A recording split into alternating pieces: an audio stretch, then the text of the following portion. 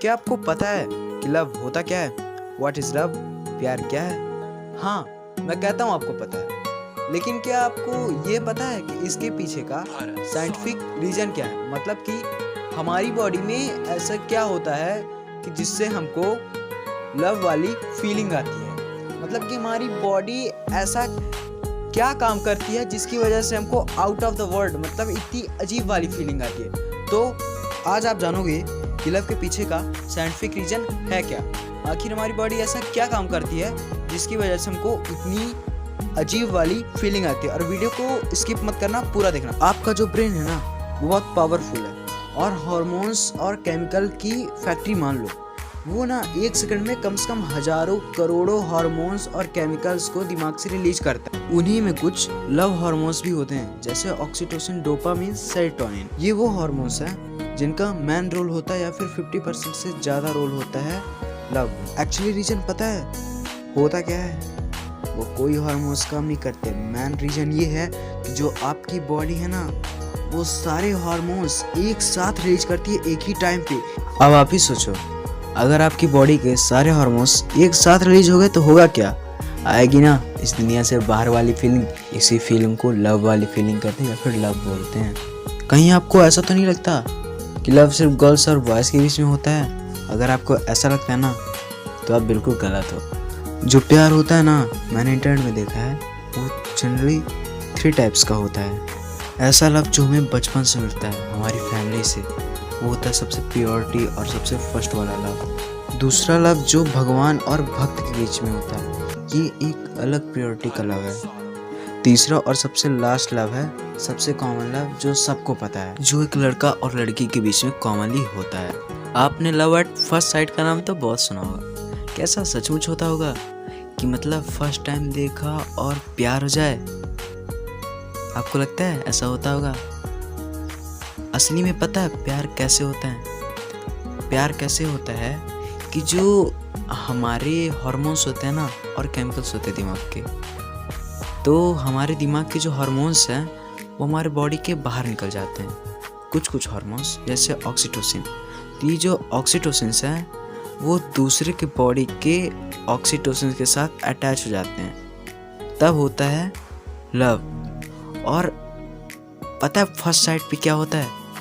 First sight पे आपको सिर्फ अट्रैक्शन होता है, मतलब आप उसकी तरफ अट्रैक्ट होते हो, मतलब आप उसको देख के अच्छा लगता है और आप उसकी तरफ अट्रैक्ट होते हो।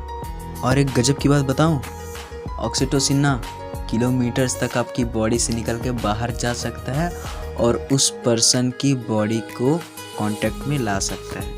और जैसे वो ऑक्सीटोसिन उस पर्सन की बॉडी के कांटेक्ट में आए ना, उसकी बॉडी भी ऑक्सीटोसिन रिलीज करने लगती है, जो ऑक्सीटोसिन आपके बॉडी तक पहुंच जाते हैं। अब ये कैसे पहुंचते हैं ये मुझको नहीं पता, पर पहुंच जरूर जाते हैं। और धीरे धीरे आहिस्ता आहिस्ता जो आपके बॉडी का ऑक्सीटोसिन्स हैं और उस पर्सन के बॉडी का ऑक्सीटोसिन्स हैं वो आपस में अटैच होने लगते हैं, केमिकल बॉन्डिंग बनाने लगते हैं।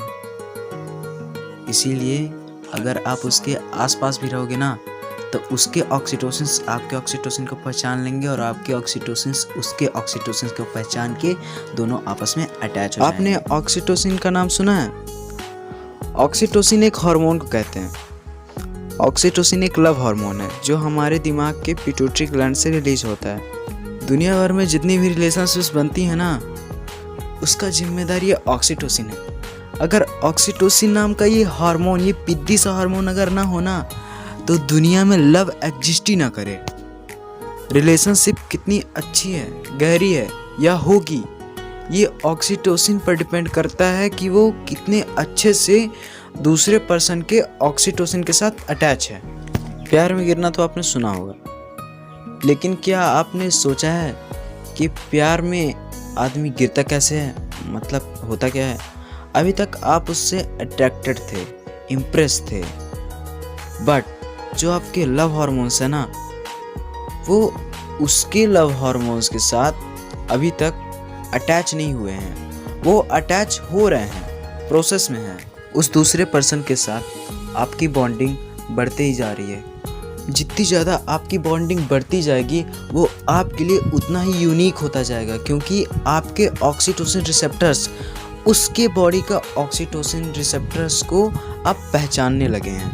अब क्या है कि जो आपकी हार्ट बीट है ना, उसके सामने आते ही अचानक से बढ़ने लगेगी।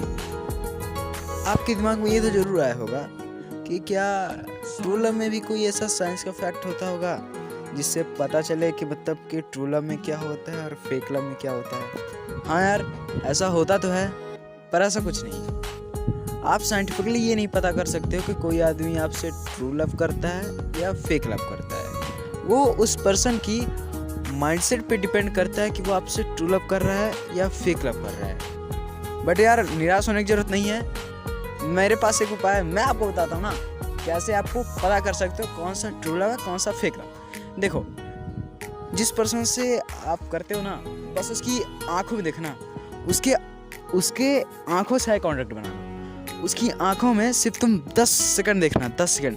अगर उन 10 सेकंड में तुम रिलैक्स, टेंशनलेस और एकदम फ्री महसूस करो ना, तो समझ जाना कि ट्रू लव है। और अगर आपको कोई भी जरा सी भी उसमें कोई डिफेक्ट दिखे ना, तो समझ जाना यार कोई गारंटी नहीं है। आपका ब्रेकअप होता है या आप उससे दूर जाते हो, तो पता है इतनी तकलीफ क्यों होती है? साइंटिफिकली बताऊंगा यार, नॉर्मल नहीं। पता है ऐसा क्यों होता है? क्योंकि जो आपकी बॉडी है ना, उसको उसकी आदत पड़ चुकी होती है। नहीं, मुई वाली आदत नहीं, मतलब आदत ऐसी कि जो आपके बॉडी के ऑक्सीटोसिन्स है, उन ऑक्सीटोसिन्स को दूसरे पर्सन की ऑक्सीटोसिन चाहिए।